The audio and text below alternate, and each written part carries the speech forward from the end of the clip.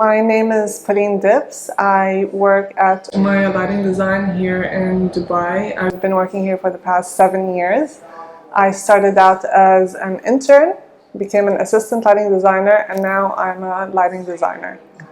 I gained my BFA in interior design from the American University here in Dubai. I didn't really fall in love with interior design like I thought I would. I don't know, maybe it's just I like structure, I like standards, something to follow when it comes to design. And luckily, during my second year in university, I had a lighting design course and I just fell in love. It was perfect for me. It was the perfect combination of science and art. And since then, whenever anyone would ask me what I was going to do after graduation, I would say that I was going to become a lighting designer. And here I am. We work on a wide range of projects. We work on exterior, interior, facade, landscape, street lighting, small projects, huge master plans, commercial, residential, you name it, we work on it. So it's always fun working here. My preference is exterior lighting, facades, landscape lighting, just because I feel like the scope of exterior lighting matches the timeline. So I feel like I have enough time to really study a project, come up with a creative concept, and really ensure that the final product is one that I am happy with. But with interior lighting, there's so many spaces, so much to think about. The time frame is always so tiny that I feel like I'm rushing through it. I don't really have time to be as creative as I want to be. And also I like projects that are big, that allow you and give you the opportunity to be as creative as possible. And such projects, you know, a lot of the times other team members come in, so other lighting designers, senior lighting designers, and it's really a fun dynamic when we come together and we work together and, you know, brainstorming and all of that. It's just, I enjoy that a lot. Lighting is not just aesthetical. There's a lot that goes into it. There's art, there's science, there's business. When someone walks into a space, they just enjoy the space. They don't take into account the background that has been taken into consideration when doing the design. All of the technical information, the optics, the anti-glare, the flicker, the control. I mean, all of that comes together to create this interior space and lighting space. And when you hire a professional lighting designer, of course, they guide you, they help you through it, ensuring that the standards are being followed, that the latest technology is being used, and of course that the whole project is within budget, which is what's most important to the client sometimes. And I just think our role is extremely important, especially when it's brought into a project from the initial stages, so that all of our products and specifications are integrated properly and are used to highlight the interior, the exterior in the most practical and beautiful way possible. Well, it's a bit difficult to really pinpoint the direction that lighting is going to take, but based on the current direction it is taking, I think integration is going to be extremely key, where fixtures are going to be even smaller and tinier and less visible. Drivers are also going to be smaller so that they can be integrated even better. Everything, I think, be it downlights, be it strip lights, be it any light fixture, will just become smaller in size, and I think that's really needed, definitely. And another direction I think it would be going is, and it's already going in that direction, is that the central focus will be on human well-being. And nowadays, of course, that's how lighting is being sold, but I think different parameters and different elements of light will be highlighted and studied more in the future to ensure that that is a selling point that is focused on more. Light fixtures, already it's happening, but light fixtures are not just going to be light fixtures. It's going to be an overlapping of different disciplines, like we're seeing now, acoustics, even marketing and branding in terms of getting data, and speakers are being integrated. Just there's so many ways that lighting can evolve, really, and there's no way of telling. And I think that it could probably evolve in a completely different way than I am saying. But it would be really interesting to see how it does really come about within the next year, within the next 2 years, what's going to happen. Yeah.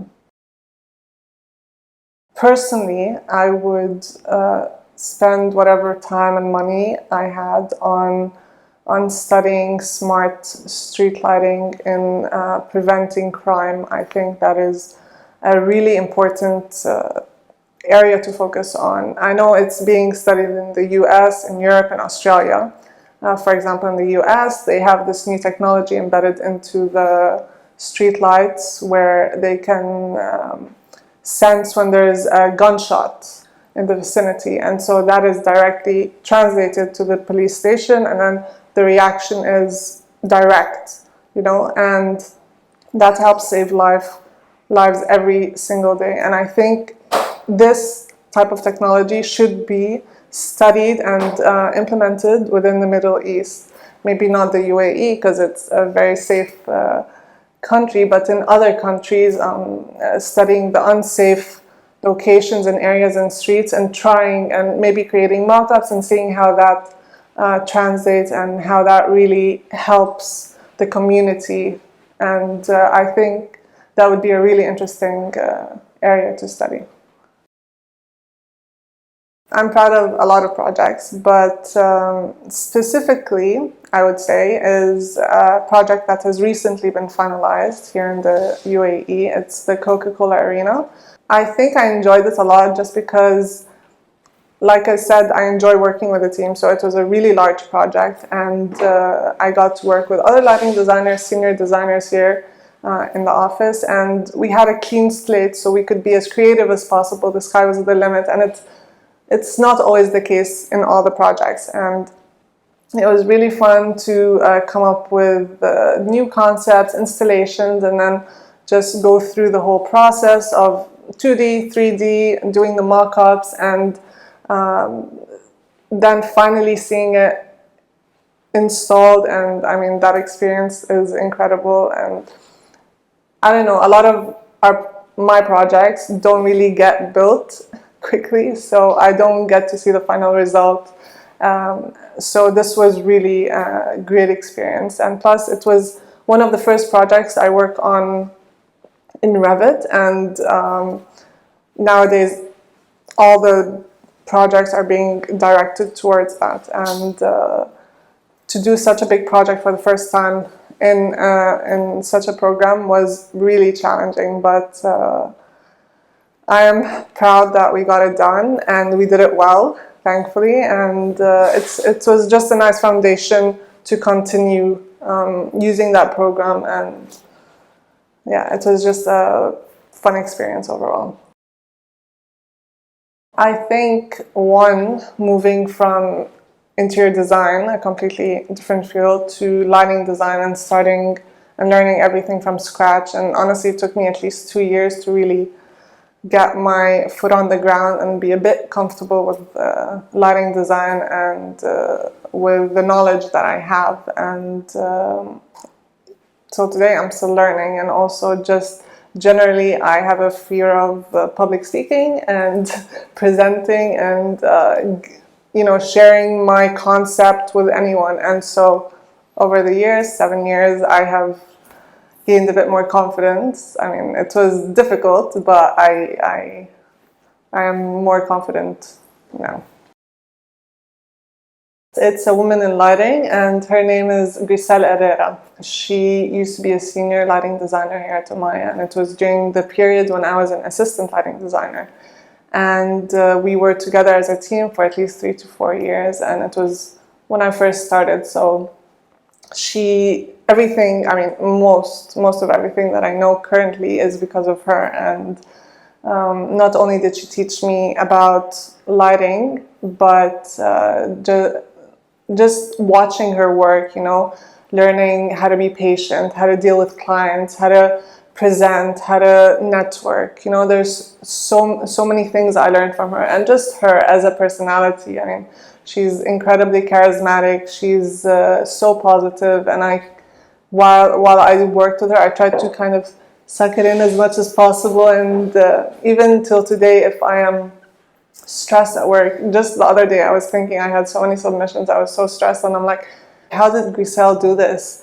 And how did she not, just start panicking or over stressing? And she was so calm, and she's always positive even when there's submissions. And so I kind of tried to channel her in, and I calmed down a bit. And so even till today, she's influencing me, and we're still good friends.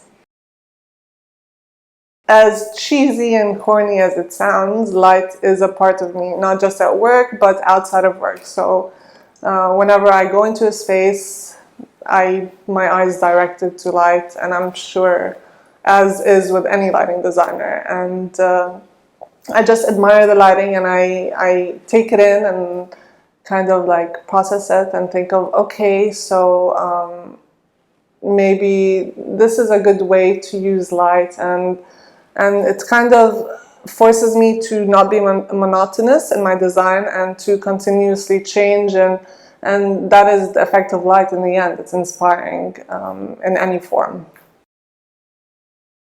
Honestly, I don't think there's really a single reason. I think just in the end, women are underappreciated compared to men, and the spotlight is usually placed on the men in the field. But what we need is more initiatives like these, to empower women, to give them a platform, to be seen, to be heard, and hopefully in the future, maybe conferences, panels would see these interviews, would learn about these women, and hopefully contact them, and hopefully in the future the spotlight is shared with the women. Yeah. Honestly, I think women are already incredible, and I would just tell them to continue doing what they're doing, continue being brave, assertive, fearless, and confident in everything they do. And if ever anyone tells them that they can't do something, they should just not listen to them. I mean, they're the only person who can tell themselves whether they can do something or not.